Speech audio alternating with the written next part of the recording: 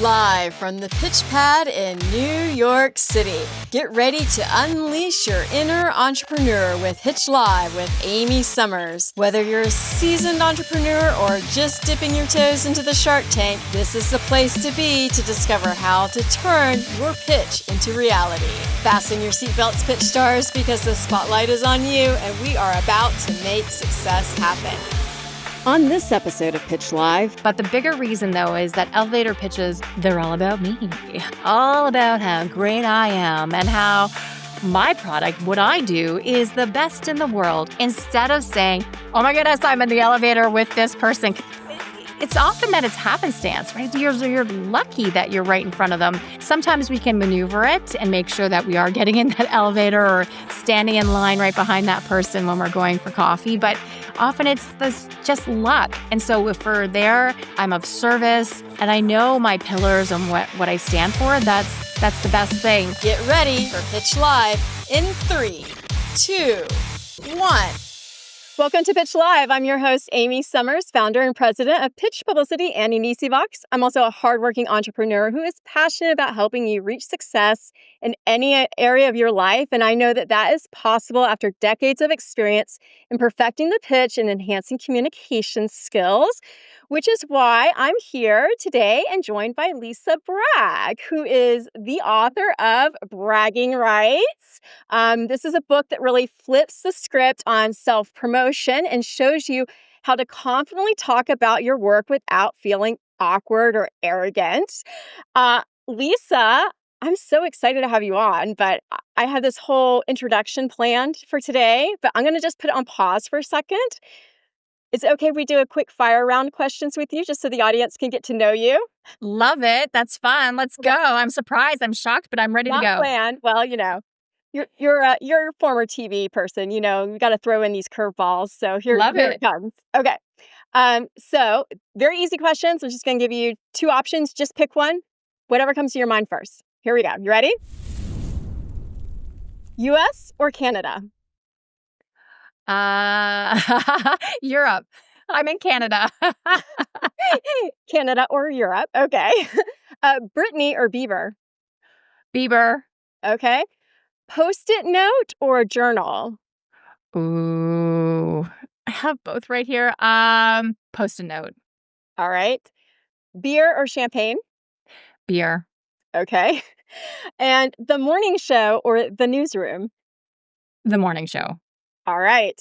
So Lisa has spent her career helping leaders and businesses get to the recognition they deserve, drawing from her background as a journalist, as you might have seen I alluded to in our fire round.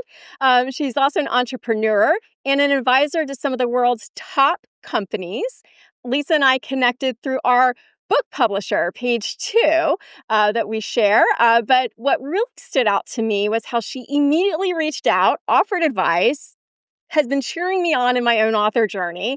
And that kind of generosity is just something that you don't come across every day. It speaks volumes about who Lisa is, not just as a professional, but as a person too. So I knew I just had to have you on the show. Plus, the topic of your book is so perfect for Pitch Live. So welcome, Lisa. I'm excited to talk about how you've reframed bragging as a pitching tool for success, or as we call it on this show, MSH. So let's get into it. Thank you. So I want to start at the very beginning of your career as a journalist. And just for a little context and background, what drew you to the field of journalism? Oh, you know what? I always loved telling stories. And the truth of it, though, is my parents watched a lot of TV news.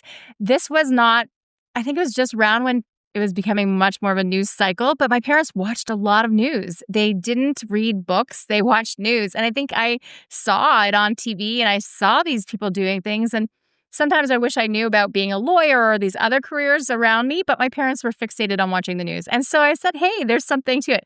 I'm sure if somebody's in sociology or psychology, they can read a lot into that. But I saw these people out there telling stories of other things happening in the world. And it gave me a glimpse of what could be and what else is out there. And I guess I was also really, that naive, maybe it's my way of making a difference in the world. And so it was interesting to go into it, while it was an interesting profession, it gave me so many tools for that next level career too. So I'm really fortunate that I had some time doing broadcast journalism and being on all these different networks and things like that. So it was a lot So of fun. so you are Canadian. Tell our audience, where were you working as a broadcast journalist in Canada? What network were you at? Well, I was working at several different ones, but again, with the Chum networks, so which are it's just always evolving here. Nothing stays the same, but with global and some other different pieces of it, it's just the news in Canada is evolving, so it's really different here as to the networks and things like that. But I had my first internship at NBC in Fort Myers, Florida. So, Oh, really? yeah. So really enjoyed that experience of seeing how newsrooms work there and how newsrooms work in Canada. Very similar. So understanding the landscape of what news broadcasting is and learned so much while down there. And I think that's what kept me going with the because Canada's a very small market. Yeah. So if you can make it in Canada, it really does you can go anywhere, really, because it's just so hard to make it here. We have so few news channels, and you know what? We watch all the US. So I grew up watching Buffalo cartoons and different shows from there. So that's where we really do know a lot about the US. And I'm so fortunate, though, too, that I can work anywhere in North America because of some status that I have with a visa. So I'm so happy about that. So I don't have to just be in the Canadian news stories. You know what was really fun too is I was working in so many border towns, like in Sault Ste. Marie, and near Port Huron. So all these different places along the Great Lakes, I got to cover. So I got to also work with my American colleagues or with Americans talking about their stories. So it was really a lot of fun. Yeah, Yeah. thanks for bringing back that memory, though. Yeah. Like I it's like wanna know, how did you end up at an internship in Fort Myers NBC affiliate? Do you have grandparents down there or something? What happened? my friend had her parents had a place. That's exactly it. And Okay. so we were looking like where do we want to go? And it was around October, November. So it's starting to get colder. Where do we want to go? Let's go somewhere different. And again, if you can go away and come back, people like that. And having that range of experience, then here's your typical experience and what everyone else has done. We didn't want to follow the path that everyone else around us was following. So how could we shake it up and find somewhere different? And it was so much fun and also gave them at WBAH in Fort Myers, Florida, gave them a chance to have different talent and to see, okay, so here's what an intern from this other area looks like. So I think it was different because we were very much ready to do anything and everything. Because here we had to do so many things. Like as when I started out in broadcasting, I wasn't just the person interviewing people or anchoring the news. I was also what was called a videographer, and now everyone's a videographer. So I had my huge camera and my microphone, and I'd go around and interview people, and then I would edit the story, and then I would present it live. So I had to be able to multitask. And I know that sounds well, we all do that now by ourselves, but back in that time, that was those were several skill sets to have all in one, and so it was good to be able to bring that there. And they're like, wow, okay, these people have these different skills. You What are do you going to do with everything, it? especially in Yeah. Fort Myers. I'm sure that was helpful to them. They were probably not a huge staff, so they were probably very impressed. Yeah, it was a lot of fun. It was great. You know what? It's always about diversifying and also getting to know different people. What's their story and what are the stories that are different here because of geography or culture than what is somewhere else? And so I think it helps to open your mind to saying what else is new out there that people are doing and that or the challenges that they have in whatever it is that they're covering. Now, when you were interviewing people, did it ever bother you if somebody was overtly self-promotional? And can you talk a little bit about what's the difference in being, confident and coming off as too much? Oh, you could just feel it as soon as you started the camera rolling that somebody had something to sell. And the joy of broadcasting though is you edit those clips into the stories that you want. So good and bad, bad and good, right? But it's the only caution was with live TV. You had to make sure that they weren't going to go right into a sales pitch. Of course, we know that you want to get across your message and it's really important, whatever it is that you have to sell. But we have to give our audiences something of value so that they want to tune in and listen to us. And so when I'd hear that right away, it's like, well, come on down and buy my thing. It's like, no, you're not here to talk about that thing. You're here to make sure that the audience is aware or needs to know something about it. What is of interest to them instead of being all about the person who's being interviewed. And that's what I hope here. It's like, Yeah. yes, we all have something to sell. Even if you Yes. are in corporate, wherever you are, we are all selling something, especially now. We have to be able to sell ourselves in some way. And so when we present ourselves, it's not, well, buy my book right away. You can't do that. You have to make sure that people see the value that you have. Attention is so scarce nowadays and there's so much noise. So we want to make sure that we're sending signals to people of value and that they'll want to then follow up. We're always making an invitation to a conversation. That's how I would try to frame it without having that language back then. So that, hey, you're giving them that hook, that interest. So then they'll come and look up whatever it is that you're doing and that you really want to present. But oh my goodness, it would be so frustrating when right away they wanted to go into pitch mode. It was like, please don't do that. Yeah. Don't do that. Yeah, I always tell my clients that I'm working with, like, I always say, "Your first job is to entertain." Like, you have to be entertaining, then you wanna educate, and then if you do all the things right, then at the very end, you can sell whatever you wanna sell or pitch whatever you wanna pitch because by that time, you've established some credibility, and, the reporter or the anchor trusts you. Do you have any type of formula that you've ever coached people on when they are doing media interviews, how to not just right at the start, jump out with the pitch? Is there a formula you tell them to follow? Well, I wouldn't say there's a formula per se, but it really is. What does this audience want from you? What's a compelling story that you can tell succinctly that they'll then say, okay, that's of interest to me. I'm going to listen to that person. So, making it a formula, I always caution because then what is it about the audience or medium that you're serving that would be that like we always have to do this thing. I worry about prescribing. We always have to do this. I think the one thing is always make it about the audience first. That's the number one thing. And then when you know that you're of service to them, and they can feel that, then you get permission to sell or to do whatever it is that you need to do. But I think when we start off right away is I have to make sure this is my one chance and my one chance only to mention my product name, then we lose that opportunity because they're not going to pick that clip from the editing point Mhm. or that your audience isn't ready to receive it and they'll feel that shoved in your in my face kind of thing. Or in a live show, they're just going to gloss over it and you won't have built up that time, that credibility to be able to say, here's what I'm about. And, hey, you like me already. Here's now what I want you to do. Like that's what we kind of need to do. I think that would be a bit of the formula. You need to like the person Yeah. first or be so shocked by what they're saying into action, right? So we kind of live in a little bit more of a shock society right now, but I'd caution anyone who's new to doing anything that's any Yeah. shock at all. Now, so it's funny because in journalism, you've probably spent most of your career, like, on the defensive pitches, like, watching out for them, editing them out, or, trying to smooth them out. So when you're making the transition, to entrepreneurism and working with companies, what did your background in journalism teach you about the power of bragging and how to do it right? Well, it taught me some things and then it also made me deficient in other things. So, it taught me that which helped inform my book, but what it taught me was that so many of us don't talk about our successes. We don't play to our strengths. We don't let the world know our stories. And so I'd go around and I'd say, hey, I think you should be interviewed. Let me interview you. And you're going to find this shocking. But so many people would say, no, no, not me. Go down the hall to somebody else who's done this before. And so then because I was, a videographer often, I'd get to do some media coaching, especially on people that I actually like them. So I'm going to help them, right? I'm going to say, no, no, no, you should do this.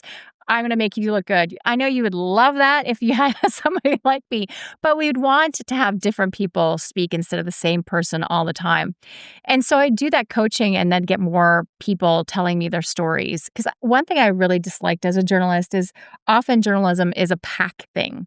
So you'll see somebody pop up on one network and then the next, flip the channel or turn into something else, and you see them again. And it might be a little bit varied clip, but it's the same. They're all making the rounds at the same time. Mhm. But some of us don't like to do that. We like to find people who are outliers or different people to probably tell the same story, but not tell it in the exact same storyline. And so I often would look for outliers, that person one adjacent, who might give a fresher spin on the story. So I was often like that.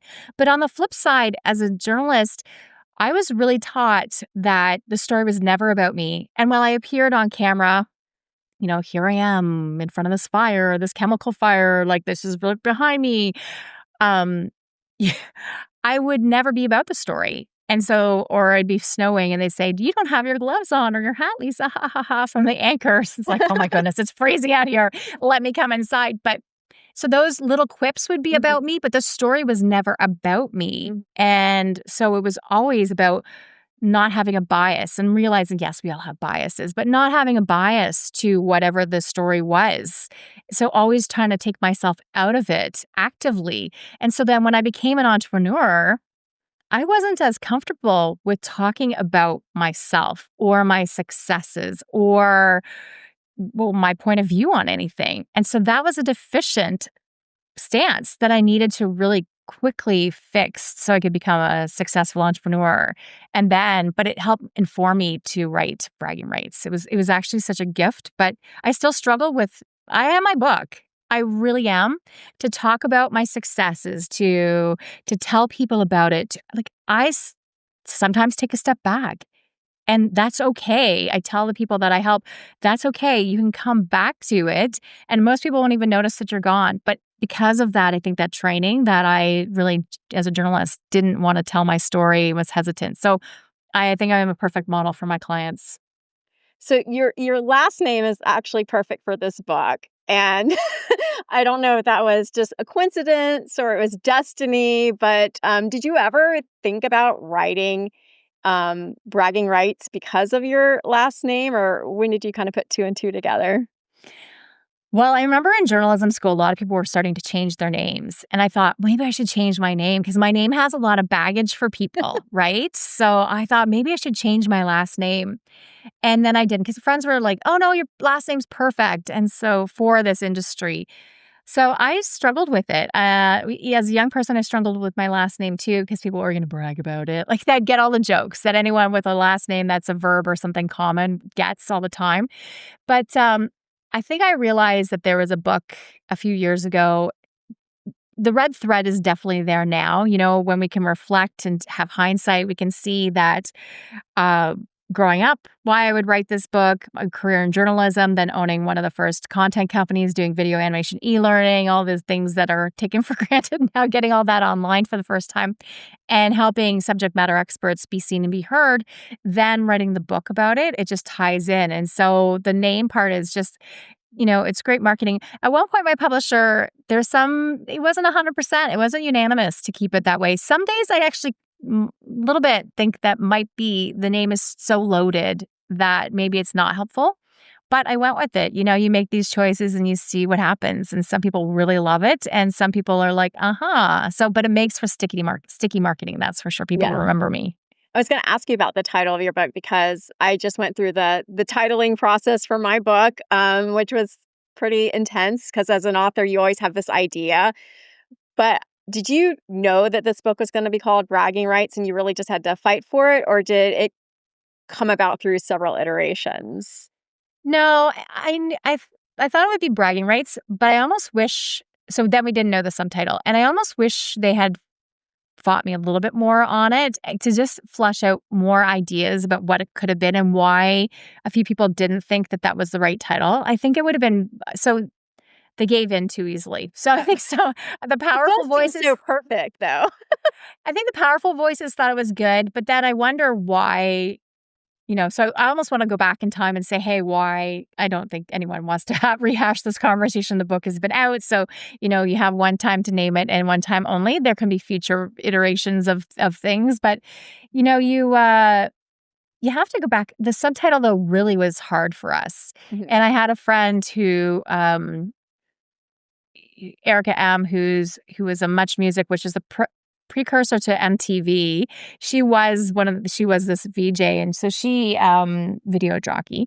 She said, because it was supposed to be smart, self-promotion, and she's like, "That's just not the right word too." And so purposeful is what we came up with, purposeful self-promotion, but it was so hard to come up with that tagline, and I still some days think, "Oh, it didn't quite work," because I was never really about self-promotion. Self-promotion is another one of those things that it's, like, so wishy-washy and not strong enough, so sometimes I'm like, "Nah." So, you know what? You're gonna go the titling, I think, is one of those things you can always change it to something else in your mind, but it is what it is, and it's a moment in time, and it's serving the audience that is really attracted to it, and then you use all your keywords for all the magic around it, but I think, how to talk about your work using purposeful self-promotion. This is my all my Yes. dear, all my sticky notes. Yes. But I think it's, you've just, you can't wait on some of the things. I think if I had iterated and thought and thought and thought, but then you lose the momentum of time, and it is a moment in time when you title some of these things the way you do. So, Lisa of today would have not necessarily titled the book the same way.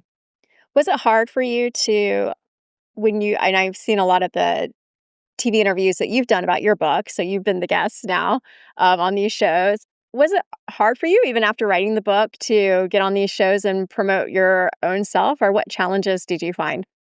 It is hard. It's so much harder now to well, I guess I don't know how hard it was to get on shows when I was in the media because often other people would vet them, or if I was at somewhere else, then I would see some come across my desk, and I would just naturally, go for those things. They're a little bit different, and so I think but I think it's hard. I think it's, a challenge to get on networks and different organizations You that pitch yourself to get on with the book? Are you pitching I'm yourself, pitching or do you have somebody myself. else pitching you? Yeah, I'm pitching myself, so I think that's even harder. So if you can get somebody else to do it, I do recommend that, Amy. Okay. I think, my background in news, I can write a really good pitch, but I think it's just I've been on the Canadian stations, and so now my goal is to get on other stations, and I do think no matter where you're listening, get on any station that you can, local or national, and then it's something else that shows that you can use the medium effectively because it is different.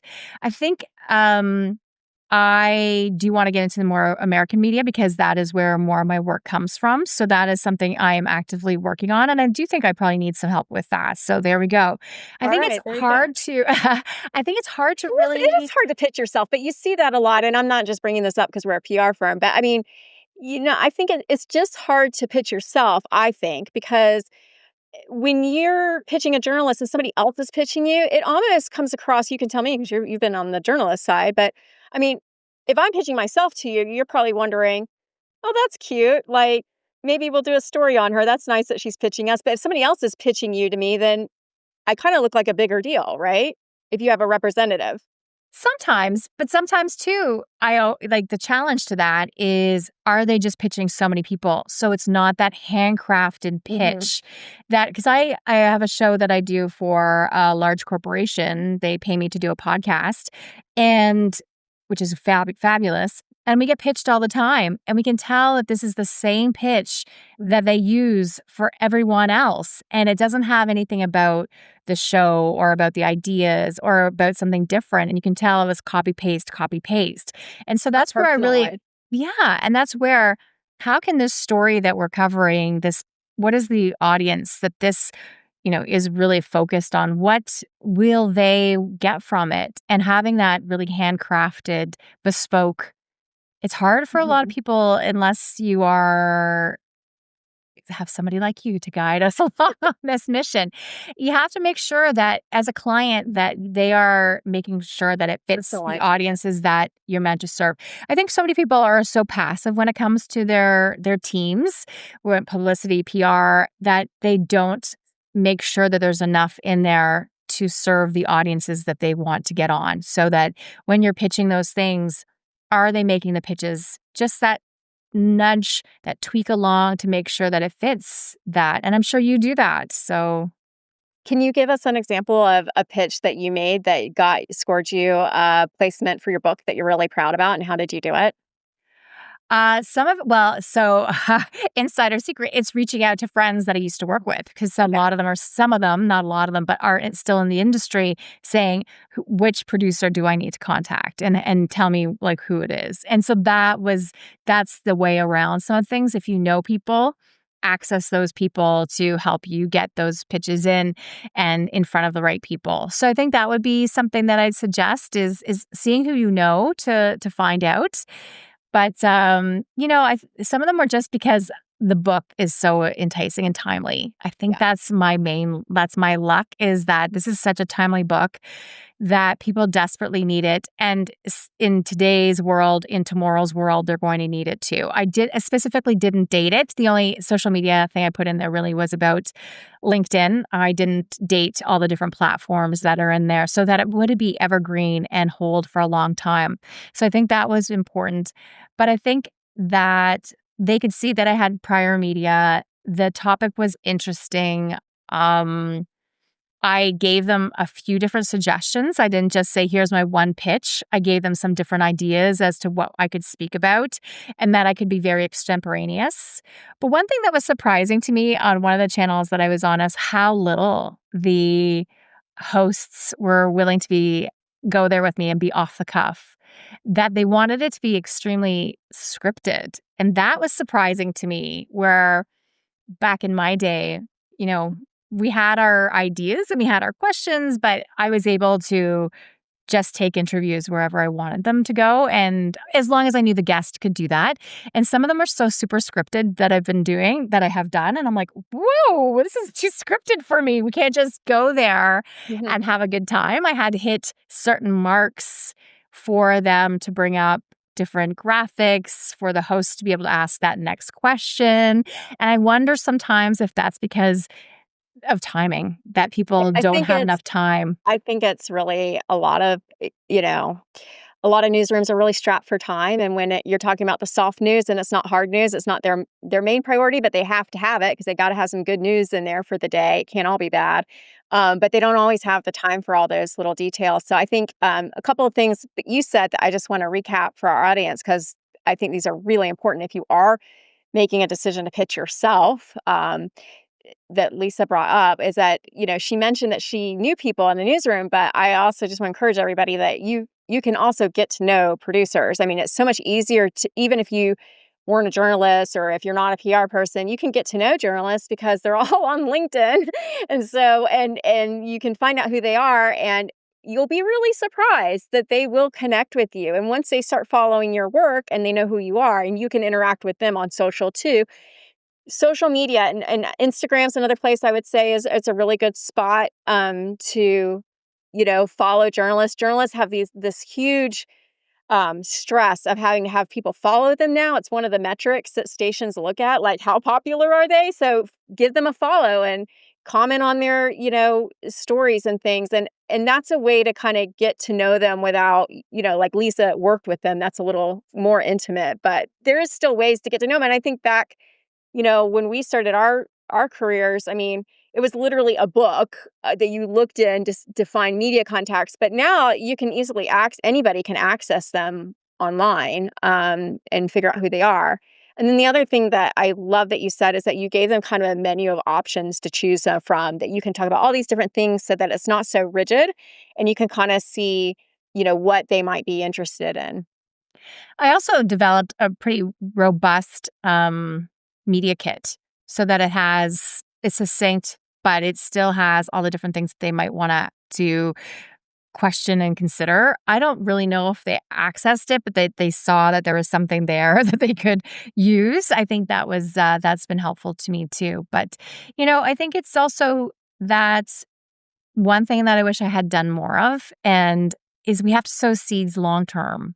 And I wish I had been doing that because it's like, okay, you get to a cycle and you do a nice flurry of media, and then you're in this lull. And then it's like, okay, now I have to get going again. And it's really a flywheel. And this is what I teach with my work is that we can take a step back, but we do also, it's harder to get that flywheel going and keep moving forward. So once it starts going, you have momentum. challenge you to keep the momentum going because it's hard to then, okay, get back into the flow of things and get seen and heard again in the media if you're not being seen and heard in the media. So it's just easier to keep going in the Yeah. cycle than to take a huge step back and then they forget about you. And Vacation. also producers leave. What's that? Yes. Yeah, producers leave. I always say media is a revolving door, so you have to really keep your foot in the door because it's gonna be moving a lot. So Yeah. Yeah. I wanna get, speaking of doors and elevators and all of those things, I wanna talk about some of the things in your book that you bring up, and one that stood out to me was that you, are not a fan of elevator pitches. So many people are told to have their elevator pitch ready and to know who they are, and can you explain to us, a little bit about why you don't advise elevator pitches and what do you recommend instead just so that you're ready wherever you are. It doesn't have to be TV. Like it could literally be in an elevator. I actually did a pitch in an elevator one time, but like so that you're ready. What do you recommend? Well, you have to know what you're talking about, but I feel like elevator pitches. First of all, so many of us can't remember exactly what this pitch was going to be, like the word for word that in that short time, that 30 seconds, 45 seconds, a minute that you have, and then we forget one of those key words, and then it's like, oh no, I've forgotten, and then I'm off script, and then it's like because we're not actors. And so that's where I find people get so rigid into these elevator pitches that they forget their script. And then it's just a jumbled mess. So that's one reason. But the bigger reason, though, is that elevator pitches, they're all about me, all about how great I am and how my product, what I do, is the best in the world. Instead of saying, hey, oh my goodness, I'm in the elevator with this person. Because it's often that it's happenstance, right? You're lucky that you're right in front of them. Sometimes we can maneuver it and make sure that we are getting in that elevator or standing in line right behind that person when we're going for coffee. But often it's this just luck. And so if we're there, I'm of service and I know my pillars and what I stand for, that's the best thing. One thing I teach, though, is it's actually from my friend, Dr. Andrea Wojnicki, who wrote an article for Harvard Business Review. And it's doing the present, past, future model. And so in the present, hi, I'm Lisa Bragg, and I'm happy to be on the show with Amy. And then the past is, I was a broadcast journalist. I was this and this and this. And the future is I'm out there in North America talking about my book, Bragging Rights, and I'm doing all these great things with it. And so, not so generic, but I'm not pitching here. But when I say all these great things of the future, that's when we get people to lean in and say, what do you think the future is going to be about? And then they ask us questions from it. But if I'm just downloading all of this onto you, I'm not leaving any gaps for you. Yeah. That doesn't leave any curiosity for you to get into it and want to be part of it and co-create it with me. This download of information style is just not. And we know, like, who wants to Yeah, be pitched you're bringing to nowadays? you're bringing up a good point because I always tell people you're having conversation. You have to have a conversation, whether it's in a media interview or if you're meeting someone at networking. It's a conversation. It's not a one way. And I think that social media has caused us to forget how to have conversations because maybe you're doing a reel and you're just talking to the camera and it's a one way. And I've actually had to retrain clients of mine who know how to do media interviews, that they've done so much social media now. I've had to retrain them. No, just give a question or ask something, but stop talking and let them converse so so it looks like it's a collaborative conversation. It's not like you're just shoving it all down my throat. That's a great point. Yeah, because we get so fixated on getting things to camera and then also what's our main point. Instead of enveloping some things a little bit in a story, what you want to do when you're pitching to people is not pitch them, but you want to invite a next conversation. And even with your audience and along with your audiences in media, it's always about the next conversation because we don't dance. We don't get married right after the first dance, right? We do business. It's sometimes people want to buy right away, Mhm. but often it's a longer term dance. And so they see you on one piece of media, then they follow you on social and they, will watch a little bit more and then eventually they'll buy. People always say, well, how many touch points is it? We don't know when the magic moment for people will be for them to buy whatever you're selling. And that's where it can't be about when I'm ready to sell you. It has to be about when the audience is there, that I'm going to be there to meet them where they are on their journey. And that's why it's not a funnel. it's about an infinity loop of really keeping in touch and connecting with people that might potentially use you or need you down the line. We're here of service. Now, one of the other things that you talked about in the book that really jumped at me was that, we always hear this saying of your work will speak for yourself. And you say that's not true. So, how do we break that mindset of just doing, as you say, being a good girl or good boy or, doing all the things and just waiting to be noticed? Does that not happen? Do we have to tell people, tell our bosses, tell our clients, tell social media land what we're doing all the time? I wish we could just all be mind readers. I interviewed a panel of women from Japan, and they have this thing there called Sasura, and it's where your leader can read your mind, and it's in the air, and so we know that Amy wants this new position or new opportunity or new client. We can sense it, and that's a really collaborative culture. They are very much collective, and where we live, it's not that way. We're not that attuned to each other. We can sense things, we know what's happening, but we don't know. We can't read each other's mind. It would be a lot of fun some days and some days not at all to be able to know what other people are thinking. And so that's where we have to really put it out there. We have to say what we want. And so that's where I tell people to market to where they want to go.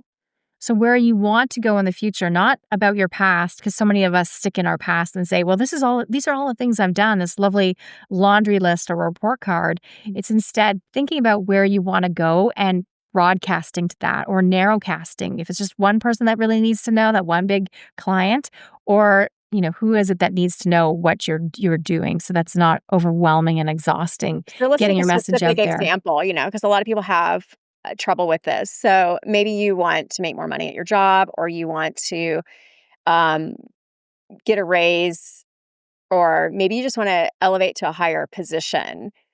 How would you, using that advice of not sitting back, how would you let y- it be known to the powers that be, your boss, that this is something that you want? Is it a sit down conversation that you have to have with them? Is it just hinting here and there when you see them? When's the right moment? And how do you bring this up? It's so funny. So few people actually tell their leaders that they want that next level opportunity or their clients that they have more on offer than what they've already been receiving. I had a friend who is at a massive international financial services firm, and he was saying that one of his team members was really upset. And he was shocked that she was so upset. She got a raise, but she didn't get the promotion. And he didn't know that she wanted a promotion. So the woman went back to her mentor and said, I didn't get it. Da, da, da. And what it came down to is everyone realized this person didn't say, I want a promotion. They don't articulate it. And again, we think that somebody else is going to give us that magic wand. I have a magic wand here and give it to us. And we think that's going to happen for us. And Oh, it I hope you're doesn't. on YouTube right now so you can see Lisa's magic wand. It doesn't happen for us. And so that we have to leave this magic wand that somebody's going to wave it for us and that's why this is so timely now is the self-advocacy piece. Like that's where we need to advocate for ourselves. Our leaders, our clients are far too busy doing what they need to do, putting out fires, getting their own clients, getting their own promotion, worrying about what's for dinner, than considering our career. And I know if it's a manager, that's what she's supposed to do as part of that is helping our career. But really, nobody cares about your future the way you do. And so having to get really to that tactical part is say it and signal it. I think that's the biggest thing. So I want a promotion. Well, what do I actually need to do to get there? What is my manager once removed? What is her agenda? Because we have that agenda that's out there, but what is really going on behind the scenes? So those would be, a few things to consider. But really, it's just like, what do you want? And making sure that the people that have the power know it. So maybe even just, as you mentioned, asking the question of, I'm really interested in getting promoted in this company. What do I have to do to get there? Instead of saying that you just want something, because now you're telling them, hey, I want to do more. What can I do to get more visible, or for you to see me as manager material, maybe? What will it take? What will Right. it take? That's the magic question. What will it take? And what will it take to do this? And once we know, because then also you might find out when you ask, what will it take? You might find out that you'll never get it. Oh, ouch. But that's better. Going for no is Then you better know you than have to leave waiting. soon and start looking at other jobs. I'll be very sad for the day, right? Give yourself the day and then move on to whatever it is. I'm never going to end up at that job or with that client. They're never going to hire me for that. Okay. Well, then I can make a different plan and find a different horizon that I want to, go over instead of thinking that this is the end all be all. Your mind will start expanding, looking for new opportunities because anyone listening to this is a high achiever. So you'll start to look for those new things. But going for no is way better than waiting around Right. for You could that. wait around for 5 years. Oh, and time is too precious. Yeah. And that's where people leave jobs, right? We wait, we think in 2 years, okay, I'll get it. And then it doesn't come. And then that's where employers lose some of their great talent because they don't give them actually that here's where you get how to scaffold to get to that job or being blunt and saying you're never going to get there. But we lose our talent because we're not helping them really elevate. And so I do some of that work when I'm inside working with organizations is to say, let's make sure that your talent, you don't know who wants to actually get these jobs, then we have to make sure that they are able to articulate their values. So then they're putting their hands up so that, and this is not just junior employees, it's more mid to even senior employees who really, they might not be getting to where they want to go. And that's a challenge for organizations that they're not having those top people keep going and staying along with the organization. And we're just gonna wrap up a little bit, but you did bring up something that I wanna ask you about and just kind of flip it a little bit because a lot of times we're talking about the perspective of what does the employee do? But you brought up the whole idea that sometimes we lose talent. And there's been this thing called, silent quitting and people just leaving and never really. And I'm noticing that more with younger generations now. Like if they don't like it, they just leave. They don't even have the conversation because they don't want the confrontation. They don't want to have the big meeting. So, what can upper management managers, what do they need to be aware of in this climate to notice these things so that they don't lose talent? What do they need to be on the lookout for? Well, so I have a whole chapter dedicated to just leadership, to thinking about those kind of questions, because I really want people to, it's not about how can the employees, how can they, it's this is a system of all of it that we need people who aren't used to advocating for themselves or talking about their successes to be able to, because a lot of us weren't trained to talk about it. We were taught to be a good girl or be a good person, put your head down, do good work, and eventually someone will notice you. And I said girl because that's was my training. That's what's And in so, your head. yeah, and so some of them weren't trained to talk about their successes. So you need to make sure that you're opening up a place where people want to brag about their successes. And brag doesn't mean anything negative. It used to mean shine, shimmer, and bravery. And brag means to talk about one's successes with pride. And the reframe is that pride also means justified self-love. And so that's where we can give ourselves that pat on the back.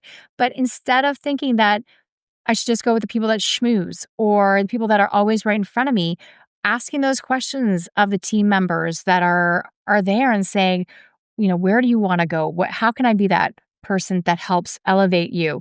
And I know we don't want to lose people today. Like it's exhausting to onboard and bring new people on. But I always think too, elevators go up and down so fast nowadays. And so that employee that leaves, you never know when he or she's going to be that next person that could hire you in Mhm. return. So our careers are very long nowadays and people are transient. So it's like, how can I help you? And also thinking that in the future, they might be able to help me. I think that's a critical piece to reframe some of our thinking is to know that I might be the head honcho here today, but tomorrow that person might be.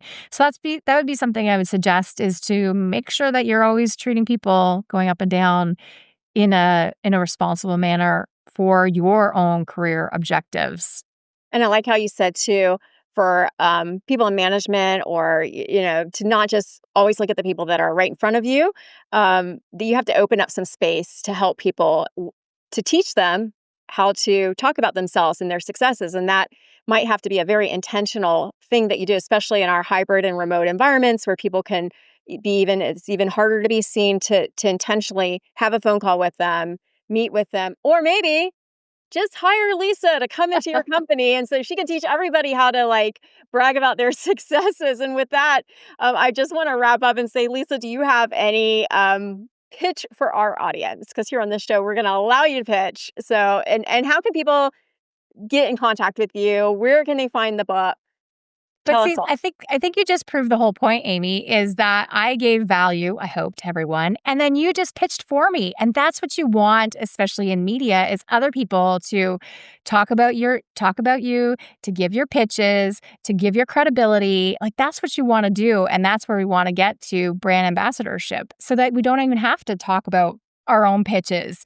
You do have to get it going. You do have to get the flywheel going and you do have to keep seeding it.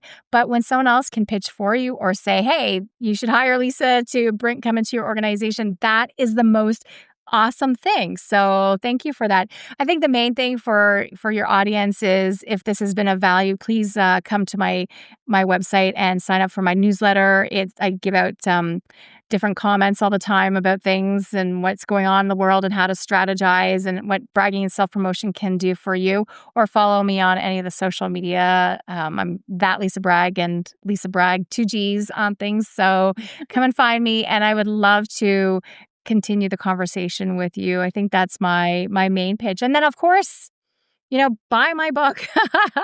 We say that. It's like, we always forget, buy your book. And it's also available at libraries. So if that's more convenient for you is getting it from the library, that would be, that's another angle too. So thank Well, you. Lisa, Appreciate that. thank you so much for joining us today. I know that you have inspired so many people with your journey and that you're going to continue to do so. And I want everyone to be encouraged to share this episode so we can get more people exposed to how to self-promote the right way. And Lisa will show you that way. So be sure to connect with her at lisabragg with 2gs.com. And you can find her on LinkedIn and on IG at that Lisa Bragg. Thank you so much, Lisa, for joining us today. Thank you, Amy. Thank you, everyone. And thank you, everyone, for joining us on this episode of Pitch Live with Amy Summers. Be sure to hit the subscribe button and give us a rating or review. Your feedback helps us plan future episodes. And I hope you were inspired today to get out there, pitch, but also give yourself a little brag. Lisa's book has tons of great advice. I had so many questions for her. We did not get to them all. I'm super upset about it. We could have done 3 hours. So you're just going to have to get the book, and it's also on Audible too, so it's a great listen. She's got a great voice because she is a broadcast journalist. As a bonus, you can also join us at easyvox.com, where you can get motivated, hone your communication skills, and binge as much mentorship as you want whenever you need it. The link's going to be in the show notes along with all of our social media handles, so let's stay connected so we can follow and support each other in success. And until next time, keep making success happen, Lisa. Thank you. Thank you.